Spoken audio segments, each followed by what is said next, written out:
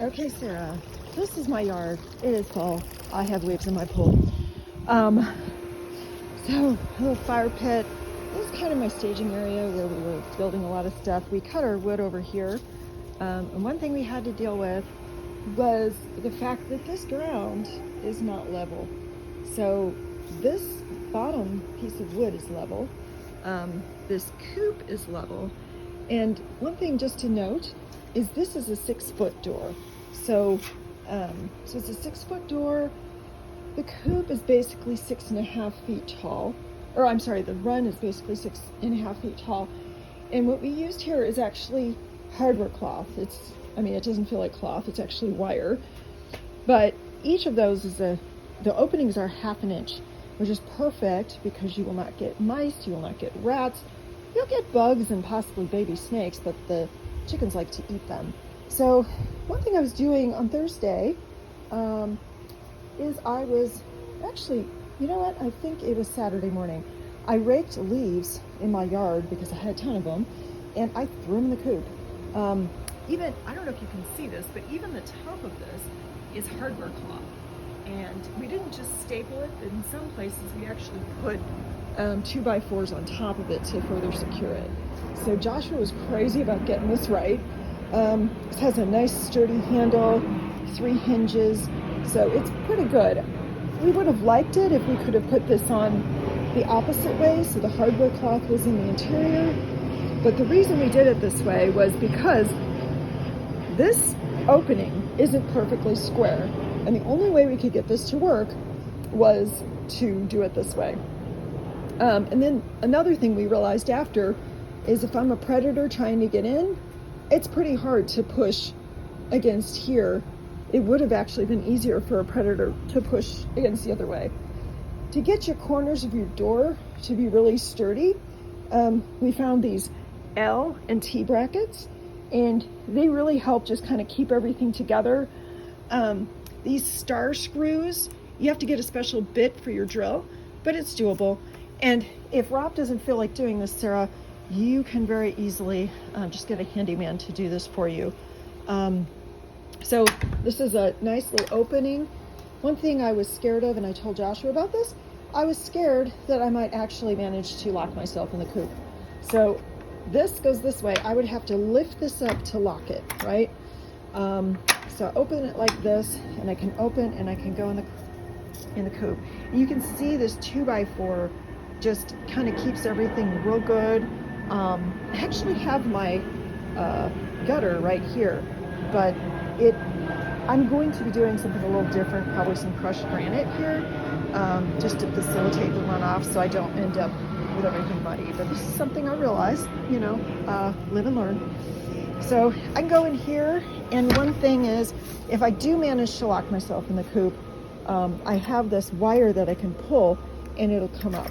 So another thing, we're gonna go outside here because I want to show you something else. Another thing I want to show you is way up here. So you see this gap right here? This is actually pretty big. It's like an inch gap. I said, oh my goodness, we need to do something because this isn't right.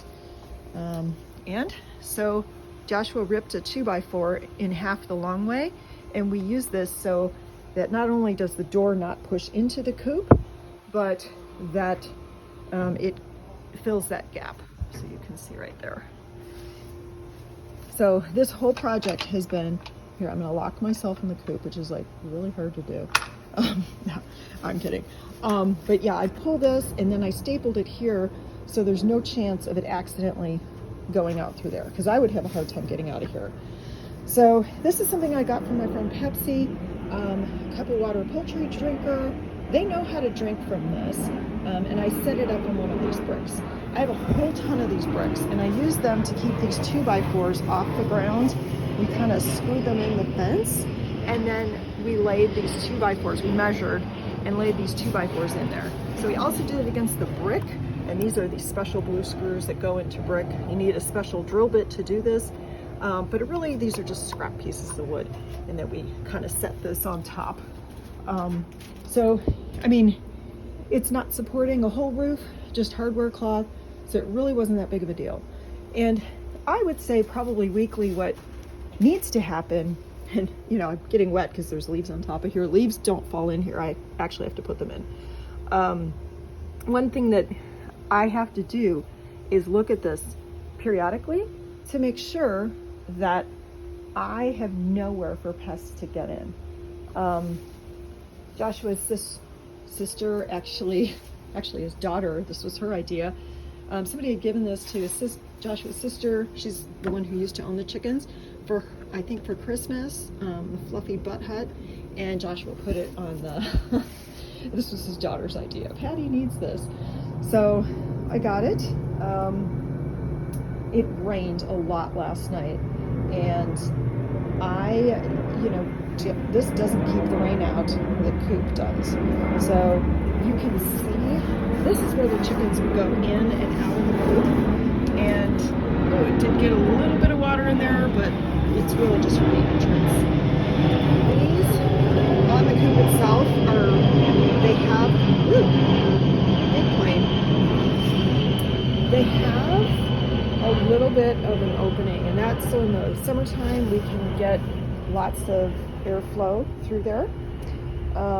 In this run itself, you might notice that I have, this is hardware cloth. Do not use chicken wire. It is too wide and you will get rodents. Baby mice and rats can fit through. So we dug a trench a foot deep, laid the hardware cloth. I had plenty of broken bricks, and I kind of laid those in on top of the hardware cloth to just keep it there. And hardware cloth is really hard to wrangle. It just wants to do its own thing, but you have to kind of force it to, so that's why we needed bricks in there. And we put soil on top, tamped it down with a soil tamper. This is their wet food from last night, so I'm gonna have to handle this. This is just a crock. I'm actually making myself a feeder, and I'll show you that. It's later in another video. I'm making these videos for you, Sarah. On the coop itself, I had to get it level, and you can see my slope, right? So I've got a brick here that's about 3.5 inches thick, but here I only have a little slice of a brick. It's maybe like 1/2 inch or something. So I did all this to get the coop level. When I bought it, it had a metal roof, and chickens will cook under a metal roof. A lot of them try to do it because they think, oh, this is so nice. No, it's not nice. So we ripped it off, and then we had this cedar from a friend who had a fence but took it down. We nailed the cedar on here. We picked it up a little bit to give it more of a slope, more breathability for the summertime, and put some tar cloth down, and then we even did shingles, just like a regular roof. So this doesn't have too big of a slope, just enough to water will run off, and it rained a ton. And I can tell, you know, it's not wet or anything. And one thing I wanted to do was check out the chicken coop because it did rain quite a bit last night. And I wanted to see, okay, we just have poop. It's not wet, so that's great. Another thing is these, you can see, these are perches. It looks like whoever built this used some trim from a wall or something. So it's a nice thick perch for them, and they really do like it. I've got some eucalyptus leaf on the inside, but this is essentially how it was done. So it's a little stinky in there. I'll be cleaning it out. This is the second morning I've had them. So this is a similar kind of thing to what I've got in the front that locks it up real good. These are the girls. Hi, girls. Good morning, ladies. They're so pretty. This gray one, she is just my favorite. She's so wonderful and lovely. She'll let me pick her up. There's my pile of bricks from the building of my house. I brought in a bunch of branches and stuff because chickens really like to scratch things up. They like to dig around, and they're talking to me. So one thing that you have to do every day is you have to open, this is the egg thing, or the nesting box thing, and there's a little stick to kind of keep everything. One thing you can see about this chicken coop is when I originally got it, it was this horrible blood red color. I think they were going for a barn red, but I really wanted this color. This is an exterior paint I have on all the trim in my house, so I thought, why not use it, make it look intentional.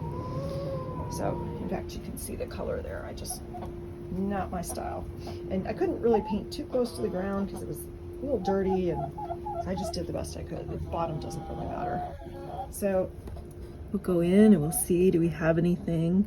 Nothing in that first one, nothing in the second one, nothing in the third one. Oh my goodness. It's an Easter egger egg. Oh, isn't it lovely? Oh, an olive green. Okay, I think that was from you, Clemmy. Oh my goodness. Okay. Actually, I just showed a bird that is not even Clemmy. So they're going to be using that far thing. Okay, this upside down thing, I've got to put some diatomaceous earth, food grade, not the stuff that you put in your pool, in there because chickens like to do a dust bath. So another thing I want to do is get some more leaves in here just so that they have a lot more ground cover, because this is extremely muddy, so I have to do something about that. So I might actually just use bricks like this. These were kind of half buried and I really didn't feel like digging them out. And then, hi ladies, no, you cannot escape. No ma'am. I'll bring you some kale, don't worry. So, okay, so I don't want to set this egg down, but these two metal pails right here, they're not even that big. They're like maybe just above my knee. So in one of these is something called scratch. Another one is their actual food, some brewer's yeast and some oyster shell and some red pepper, which keeps the yolks of their eggs nice and yellow, like a deeper color, and it also helps warm them up so they'll want to lay. I know, are you getting some bugs? You're hungry. I'm gonna feed you, don't worry. Oh, another thing about building this piece of fabulousness, we made it 6.5 feet tall because the coop, is fairly tall and we knew we'd have to level it. So made it as tall as we needed to, but not too tall because we really didn't want to have to deal with a lot of stuff. So along this far wall, or this side wall, this is the fence. This is the part that was not enclosed. This is the side of my garage. And then this far wall right here, and the other side of this is actually a concrete foundation, which is the side of my driveway, which holds all my garbage cans. So that's why you won't see hardware cloth here or along the garage because it's not necessary. And that's basically it. Oh, I just noticed right here. I hope no rodents would be able to get along the side of that. I don't think so, but if I discover a problem, then I will fix it right quick. So that is the chicken coop. And I don't know about tips. Tips would be definitely chicken wire. It's not to keep chickens safe, it's to keep chickens out of things like your garden, but it doesn't keep mice out. So you gotta remember that. Regarding this roofing material, you gotta use tar paper underneath it. That's super, super important. And I used one package of asphalt shingles for this, so it wasn't too bad, but of course shingles are always more expensive than you think they're going to be. Some things, I don't know, I might actually paint my 2x4s or seal them in some way. I haven't yet. Another thing is, since chickens like to scratch those pallets you see out there, I'm probably going to put some hardware cloth or even chicken wire over them, and then plant some seed, put them over the ground, and then plant some seeds in the ground, like lavender or just anything, clover, doesn't even matter. So chickens can eat, even basil, they love basil, just any seeds of anything, even wildflowers, because that way the flowers can grow, but they won't be able to scratch at the roots. So yes, these are the chickens. I'll make another video at another time and talk about some other things regarding chickens. Oh, you might see this little bits of hardware cloth over the fence. And one thing I noticed is that I actually have knot holes. And I thought, oh my goodness, a baby mouse might be able to fit through. So I got that staple gun and I stapled them. And yes, Joshua was laughing at me, but I think this is really more preventative. I want to try to close any gaps that I possibly can and try to prevent problems rather than try to solve problems after I have them. So this is my lovely chicken coop, and I'm going to give the girls some food after I deal with this egg, and it's gonna be kind of fun. This ladder just kind of helps them get in and out. They do need it. And inside the coop, those are just pine shavings, and I sprinkled some, just some lavender in there, because it naturally keeps pests and mice out, or mites, not mice, mites, M-I-T-E-S. So every once in a while, they say, you have to change all the pine shavings out, like every month or so. And then once a week, you just go in there with a shovel and kind of scoop all the, any poop you see out, kind of similar to dogs with the poop scooping. So yeah, they're eating some of their wet food, but I'm going to give them some nice fresh food.